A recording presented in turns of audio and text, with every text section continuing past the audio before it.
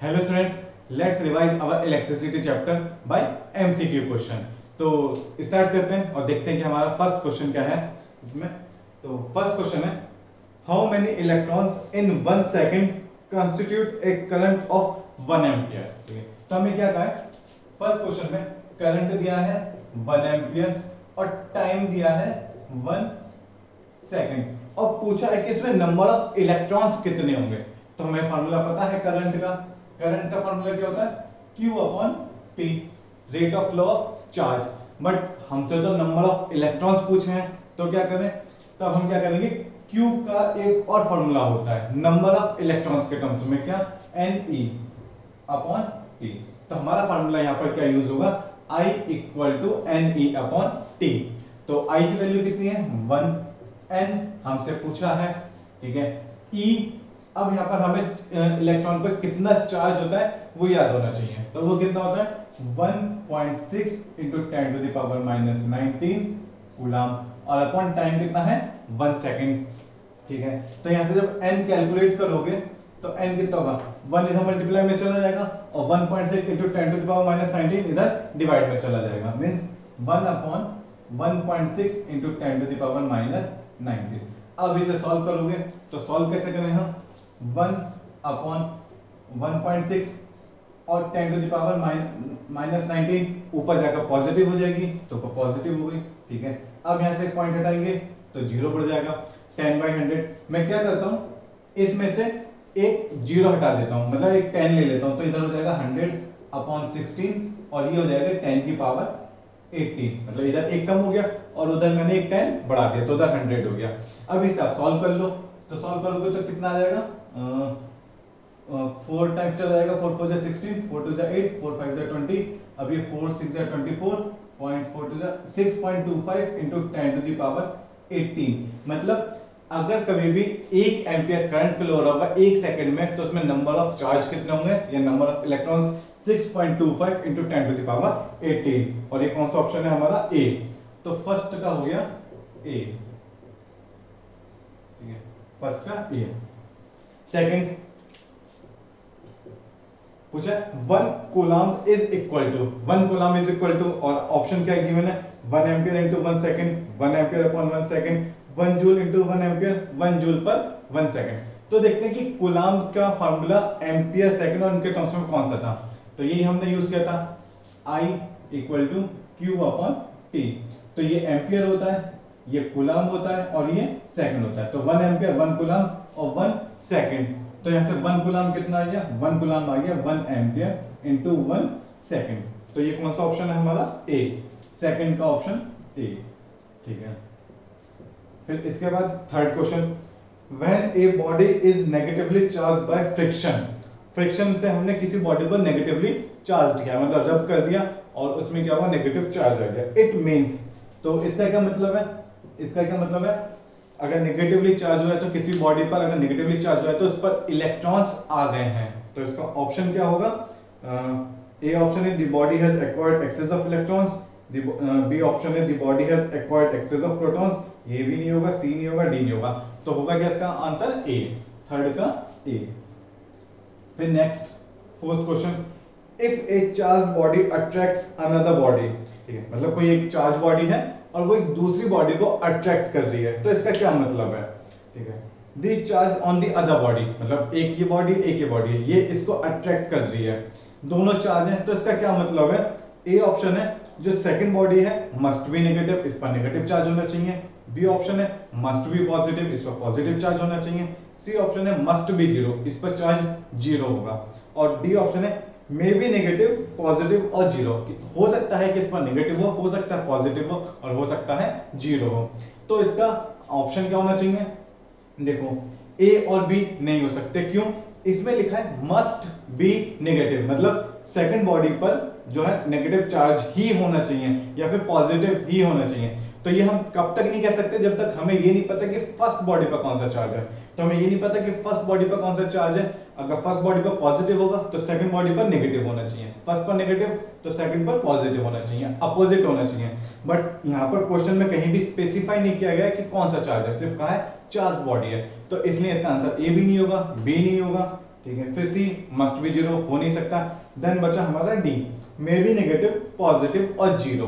अब इसमें student confuse होते हैं कि जीरो चार्ज कैसे हो सकता है। जीरो हो सकता है, वो इंडक्शन का प्रोसेस होता है, ठीक है। बट आप यहाँ पर ये आइडिया लगा सकते हो कि पॉजिटिव और नेगेटिव तो कुछ भी हो सकता है, इसलिए इसका आंसर ए बी सी में से कोई सा भी नहीं होगा। फोर्स का कौन सा होगा, डी, ठीक है। इंडक्शन प्रोसेस होता है, इंडक्शन में क्या होता है कि एक बॉडी पर हम क्या करते हैं, एक तरफ पॉजिटिव चार्ज कलेक्ट कर लेते हैं, एक तरफ नेगेटिव चार्ज कलेक्ट कर लेते हैं। नेट चार्ज तो उस पर जीरो ही होता है, ठीक है। तो डी ऑप्शन वहां से करेक्ट है। फिर next fifth question, a suitable unit for expressing the strength of electric field। Electric field की यूनिट पूछिए कि इलेक्ट्रिक फील्ड की यूनिट क्या होती है, तो इलेक्ट्रिक फील्ड की यूनिट होती है न्यूटन पर कूलम, F अपॉन Q। तो इसका ऑप्शन क्या हो गया, सी, फिफ्थ का है सी। नेक्स्ट सिक्स्थ क्वेश्चन क्या है, 1 एम्पियर इक्वल टू 1 एम्पियर, और ऑप्शन की इसमें गिवन है माइक्रो एम्पियर और मिली एम्पियर में, ठीक है। तो माइक्रो में कितना होता है, अगर मैं बात करूं 1 माइक्रो एम्पियर, यहां लिख लेते हैं, चलो 1 micro ampere equals to 1 into 10 to the power -6 ampere, इतना होता है। तो यहां से 1 एम्पियर कितना आ जाएगा, ये इधर डिवाइड में चला जाएगा, 1 upon 10 to the power -6 micro ampere, और ये -6 है, ऊपर आकर पॉजिटिव पावर हो जाएगी, तो 10 to the power 6 micro ampere equals to 1 ampere. तो ये 1 एम्पियर की वैल्यू होगी। क्या ऑप्शन है इसमें, ए, सिक्स्थ का ए ऑप्शन, ठीक है। Next, what constitutes current in a metal wire. किसी भी मेटल वायर में करंट क्यों फ्लो होता है, ये कॉन्स्टिट्यूट कौन करता है, तो हमें पता है इलेक्ट्रॉन की वजह से ही करंट फ्लो होता है। तो इसका आंसर क्या हो जाएगा, सेवेंथ का ए, ठीक है। Next, if I is the current through a wire and E is the charge of electron, then the number of electrons in t second will be। तो ये कौन से फार्मूले से निकलेगा, इस वाले फार्मूले से। तो यहाँ से हमने किसकी वैल्यू पूछी है, नंबर ऑफ इलेक्ट्रॉन्स, तो ये n की वैल्यू क्या हो जाएगी, यहाँ से n की वैल्यू क्या हो जाएगी, I t के साथ मल्टीप्लाई हो जाएगी I के साथ, तो I into t upon E। तो ये नंबर ऑफ इलेक्ट्रॉन्स का फार्मूला है। तो इसमें कौन सा ऑप्शन हो गया, आई टी अपॉन ई, तो 8 का ऑप्शन हो गया सी, ठीक है। फिर इसके बाद आता है हमारा नाइन्थ क्वेश्चन। नाइन्थ क्वेश्चन क्या है, conventionally the direction of current is taken as, ठीक है। कन्वेंशनली हम करंट के डायरेक्शन क्या एज्यूम करते हैं, इसे देखो, चार ऑप्शन देखो, the direction of flow of negative charge, the direction of flow of atoms, the direction of flow of positive charge, the direction of flow of molecules. तो इसमें ए गलत है, ए रॉन्ग क्यों है option, the direction of flow of negative charge. Negative charge मतलब electron, तो हम क्या करते हैं, इलेक्ट्रॉन के फ्लो की डायरेक्शन नहीं कंसीडर करते, इलेक्ट्रॉन के फ्लो के अपोजिट डायरेक्शन जो होती है वो करंट की डायरेक्शन होती है। तो ए ऑप्शन गलत हुआ। बी ऑप्शन क्या है, direction of flow of atoms, atoms को तो हम कंसीडर ही नहीं करते, हम तो इलेक्ट्रॉन या प्रोटॉन की बात करते हैं, तो बी गलत। C, the direction of flow of positive charge, positive charge की डायरेक्शन में, यस ये हो सकता है, या तो पॉजिटिव चार्ज की डायरेक्शन में होगा, या अगर हम नेगेटिव चार्ज की डायरेक्शन कहना चाहते हैं तो नेगेटिव चार्ज की डायरेक्शन के अपोजिट डायरेक्शन होगी। तो अगर ए ऑप्शन सही होना होता तो उसमें क्या होता, अपोजिट वर्ड लगा हुआ था, इसलिए ए भी गलत, बी गलत और सी हमारा सही है, ठीक है। तो नाइन्थ का सी। फिर इसके बाद आता है 10th question, figure shows current in a part of electric circuit, then the value of current is, ठीक है। ये बना लेते हैं हम सर्किट, 2 एम्पियर ऐसा आ रहा है, 2 एम्पियर ऐसा आ रहा है, फिर इधर हमारा कुछ नहीं ज्यादा, इधर है और फिर ये है, ठीक है। तो हमसे क्या पूछा है, the value of current is, अच्छा यहाँ पर पूछा हमसे इस ब्रांच में, आइए देखते हैं, चलो ये 2 एम्पियर है, ये 2 एम्पियर है, तो ये 2 यहाँ पर कितना हो जाएगा, 4 एम्पियर। अब 4 एम्पियर में से 1 एम्पियर तो इधर निकल गई, तो इधर कितनी जा रही होगी, 3 एम्पियर। अब 3 में से भी 1.3 इधर निकल गई, तो यहाँ कितनी बची होगी, 3 में से 1.3 माइनस कर दो, तो वो आपका आंसर होगा, ओके। फिर नेक्स्ट हमारा 10th के बाद 11th क्वेश्चन क्या है, when the temperature of metallic conductor is increased its resistance. तो ऑप्शन देखो और देखो क्या होना चाहिए आंसर। अगर कभी भी हम किसी भी मेटालिक कंडक्टर का टेम्परेचर इंक्रीज करते हैं तो उसका रेजिस्टेंस इंक्रीज होता है या डिक्रीज होता है, अगर टेम्परेचर बढ़ाते हैं तो रेजिस्टेंस भी इंक्रीज होता है। तो इसका ऑप्शन क्या हो जाएगा, ए ऑप्शन ऑलवेज डिक्रीज नहीं होगा, be always increase, yes 11th का बी, ठीक है।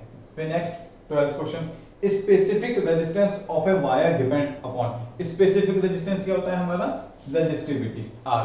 तो आर इक्वल्स टू क्या होता है, R equals to rho L upon ए।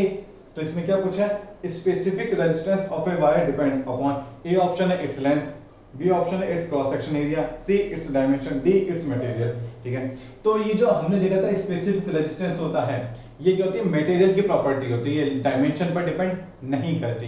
किस पे डिपेंड करती है, मटेरियल पर या फिर टेम्परेचर पर। तो टेम्परेचर इसमें गिवन नहीं है, तो 12th का हो गया हमारा डी ऑप्शन, 12th का डी। फिर next 13, the unit of resistivity, इसकी रेजिस्टिविटी की यूनिट क्या होती है, ये ऑप्शन है ओम, ओम मीटर, ओम पर मीटर या मो मीटर स्क्वायर। तो रेजिस्टिविटी की यूनिट क्या होती है, ओम मीटर, तो इसका ऑप्शन क्या हो गया, बी। फिर next 14th question, a wire of resistance R is cut into n equal parts. एक वायर था, ठीक है, इसको हमने क्या किया, एन इक्वल पार्ट्स में डिवाइड कर दिया। ठीक है, इधर ऐसे डिवाइड कर दिया, n पार्ट्स, हमें नहीं पता कितने, बट n कैरियर में। These parts are then connected in parallel। अच्छा, अब ये जितने भी वायर होंगे इंडिविजुअल, ठीक है, ये सारे n n n n है, तो इनका इंडिविजुअल रेजिस्टेंस कितना हो जाएगा, r by n। r by n क्या हो गया, जैसे एक वायर था, उसको अगर हम हाफ कर दें तो रेजिस्टेंस कितना हो जाता है, हाफ हो जाता है। अलग अलग जो पार्ट होते हैं, अगर 3 पार्ट्स में डिवाइड कर दें तो कितना हो जाता है, r by 3 r by 3 r by 3। अगर किसी पूरे वायर का रेजिस्टेंस r है और उसको 4 पार्ट्स में डिवाइड कर दें तो इंडिविजुअल पार्ट्स का रेजिस्टेंस कितना हो जाता है, r by 4 r by 4 r by 4।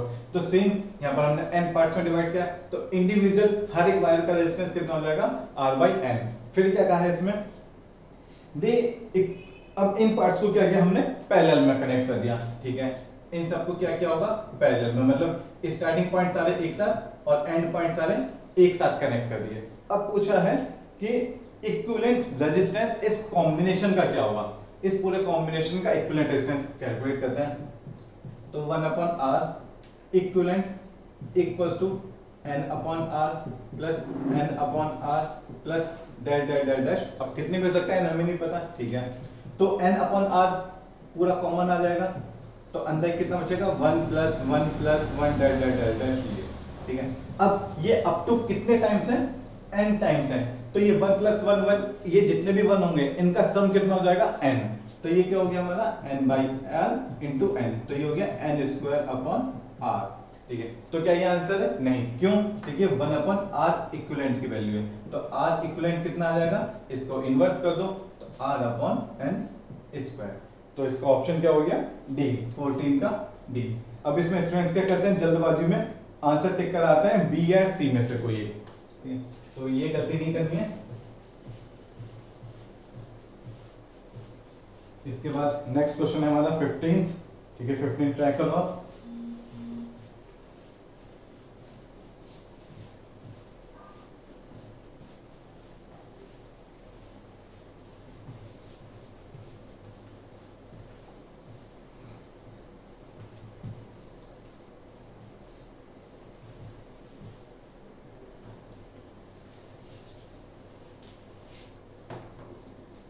ठीक है, a piece of wire resistance 4 ohm is bent through 180 degree at its midpoint and the two halves are twisted together, the resistance is, ठीक है, ये 15th क्वेश्चन।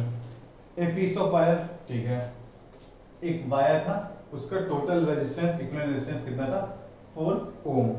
अब क्या है कि इसको क्या किया, 180 डिग्री बेंट कर दिया, मतलब सीधा था उसको मोड़ दिया।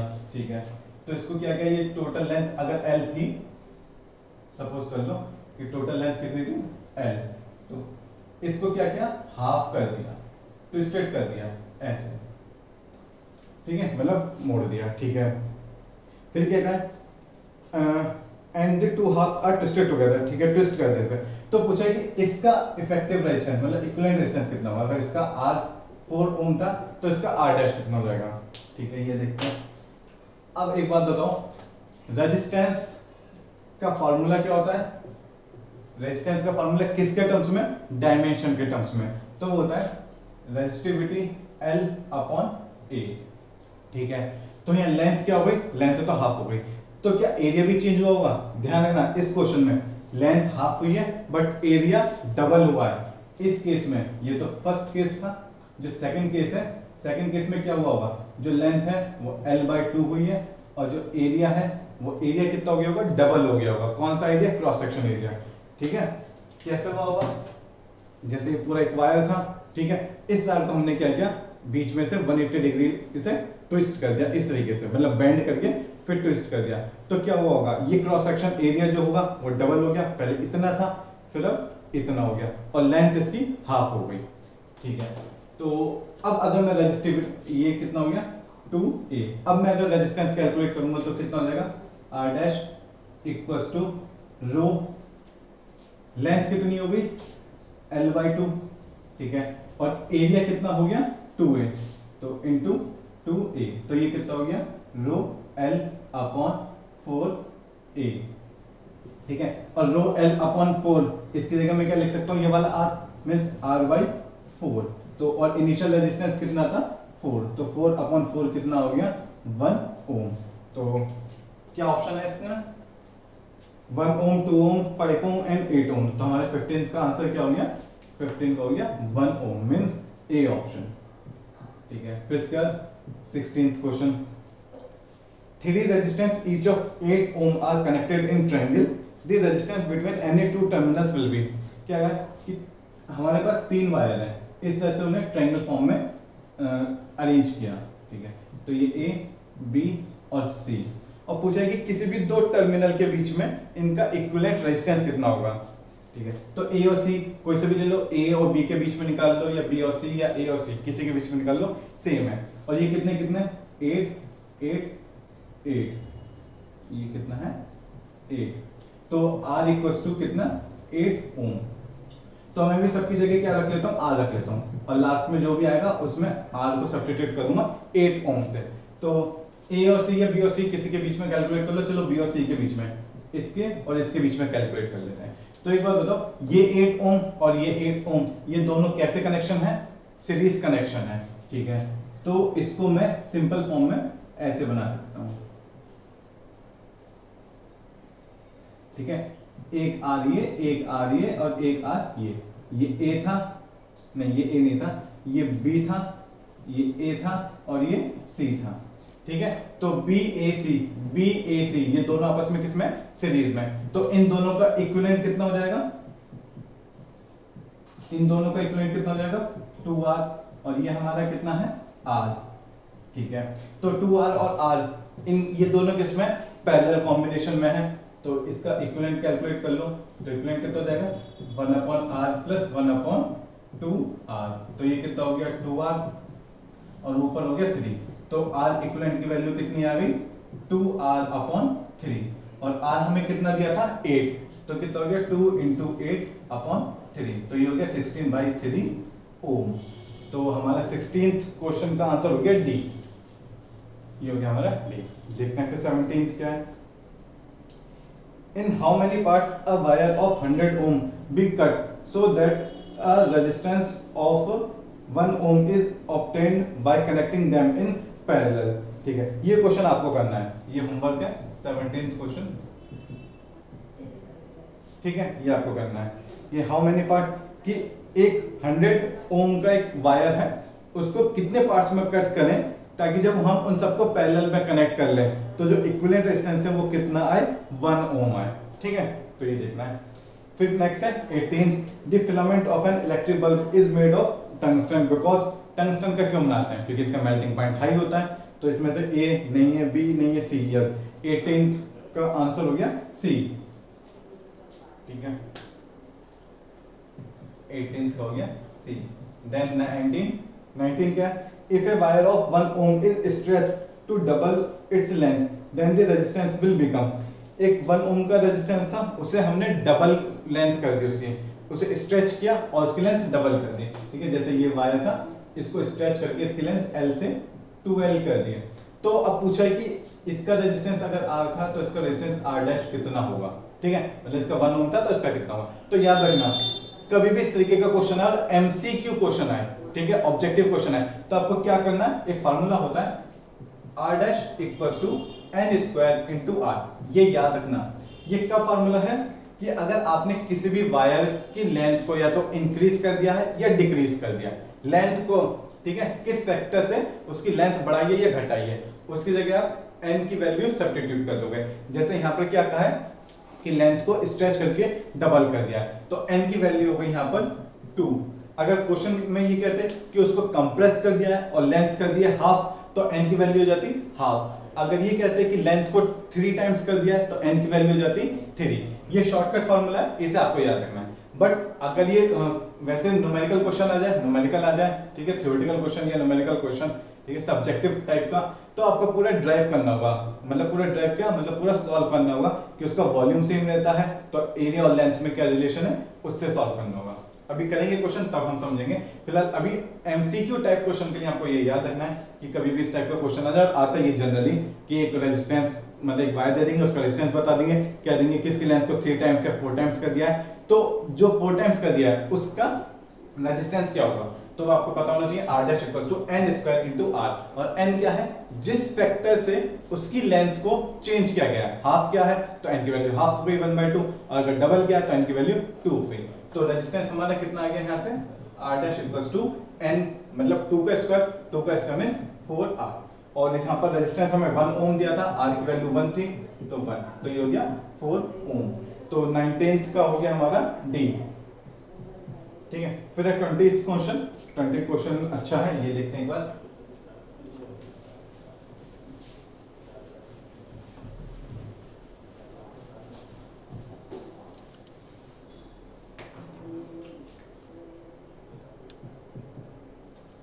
ये हमें कुछ ऐसा सर्किट दिया है,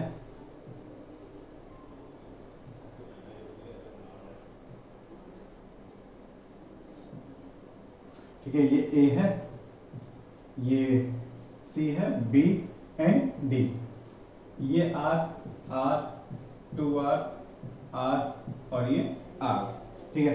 तो इसे भी होमवर्क में दे दें क्या, ठीक है, हिंट बता देता हूं, बाकी आप लोग खुद ट्राई करना, ठीक है। ये दोनों किस में है, ये दोनों सीरीज में है, ये दोनों भी सीरीज में है। फिर पहले इन दोनों का कैलकुलेट करोगे, इन दोनों का कैलकुलेट करोगे तो कैसे बनेगा, ये होगा, फिर इसके साथ एक ही आ जाएगा और इसके साथ एक ही आ जाएगा। फिर ये कितना दिया है हमारा 2r दिया है, ठीक है, तो ये 2r होगा, ये r और r कितना हो जाएगा, ये भी 2r हो जाएगा, ये r और r ये भी 2r हो जाएगा। अब ये तीनों किस में है, पैरेलल में, और इसे सॉल्व करके आपको इसका आंसर बताना है। तो 2 क्वेश्चन है आपके होमवर्क में, एक तो 20 क्वेश्चन और एक 17 क्वेश्चन, ठीक है। अभी एमसीक्यू के भी हम और करेंगे, वो सेकंड पार्ट में कंटिन्यू करेंगे।